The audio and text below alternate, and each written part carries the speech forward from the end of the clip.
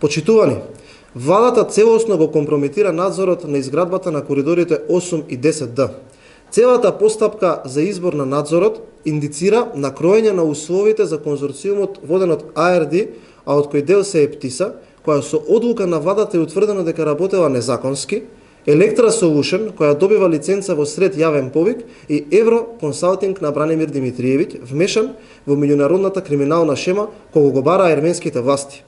Ковачевски и Груби не само што го доделиле надзорот на ARD Engineering, туку со тендерот е дефинирано дека фирма која ќе го извршува надзорот ќе биде и правен советник за трансакции.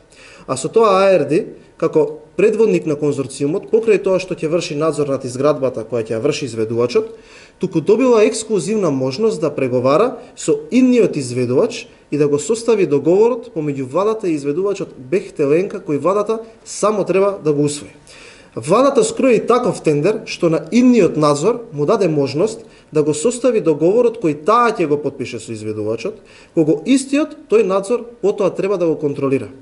Имено Артан Груби во текот на вчерашниот ден на Facebook напиша статус во кој вели: на работна маса го имавме извештајот на нашиот консултант за финансиски трансакции ARD Engineering за текот на преговорите со конзорциумот Бехтеленка, кој го разгледавме и едногласно го усвоивме, предлагајќи на владата да го усвои договорот за изградба на модерниот автопат до границата со Албанија.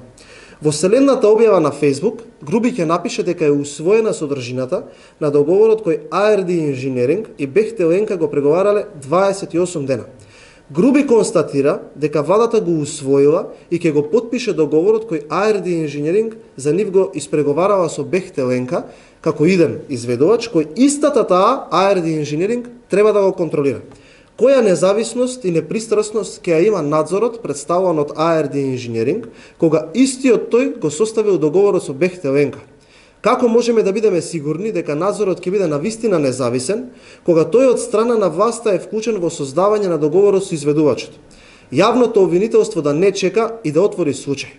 Владата е на пат да го компрометира целиот процес за изградба на коридорите 8 и 10Д, а со тоа и да не внесе во тежок срам и да внесе во тежок срам фирми со децениско искуство и реноме и уште еднаш да го наруши угледот на Македонија пред светот.